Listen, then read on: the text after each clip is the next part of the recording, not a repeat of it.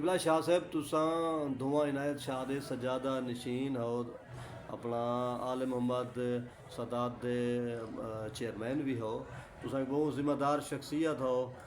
अजकल जी पोजीशन है उर्स के हवाले दे नाल या सकाफती रंग के हवाले दे नाल, क्या तुसां मुतमैन हो या इन बारे कोई राय रखते हो?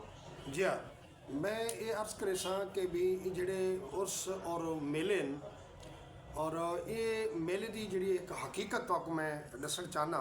अस्सलाम वालेकुम जी सारा सीना दर सीना जड़ा साकू बुजुर्गों को मिले और जड़ा अस देखते हो। मेरी इन टाइम मेरी पैदाइश जी 3 मार्च 1960 है और मेरे वालिद साहब की जी 1912 और इवें सारे डाडा बादशाह साहब की 1800 कुछ है और इवें सारी तारीख सारे को मौजूद हैं पिया। और मैं इतना अर्ज करे सा कि भी जड़ा बचपन को अस देखते आए हूँ वो यो आ कि भी मेले के उत्ते इलाके के लोग जोड़े कट्ठे थींदे हैं और उहदे विच यह है कि भी साकू उहदे विच यह है कि घोड़ दौड़ थींदी है और पिंजरी जी है वो चाती वेंदी है एक हद उत्ते पत्थर होंदे हैं वो पत्थर उठाए वेंदे हैं। कबड्डी थींदी है, कुश्ती थींदी है और उठे का सब तो बहुत बेहतरीन एक मेला लगता है। खूबसूरत उठ होंदे हैं, उन्हें उठे की आपस में लड़ाई थींदी है और असल मेले का जड़ा सूह है जी मेले की खूबसूरती है वो यह है।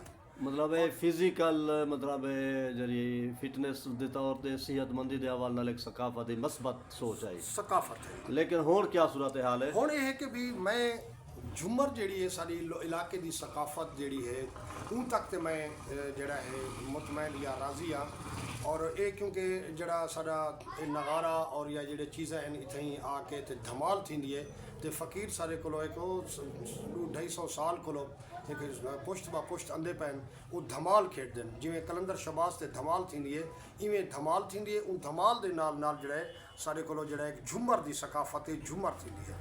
अच्छा अजकल जी हुण चीज़ चलती पई है कि भी इहदे तुहाडे फहाशी और उनके बाद एक खुसरे का डांस या वैरायटी शो वगैरह मैं इन चीज़ के कायल नहीं और मैं सख्त जड़ा है इनकी मुखालफत करेंदा और मैं बिल्कुल इजाज़त नहीं देंदा। अगर कोई करवेंदा पे या थींदा पे या कोई थींदा पे तो मेरा उनके नाल कोई ताल्लुक नहीं, ना मेरा कोई उनके नाल वास्ता है।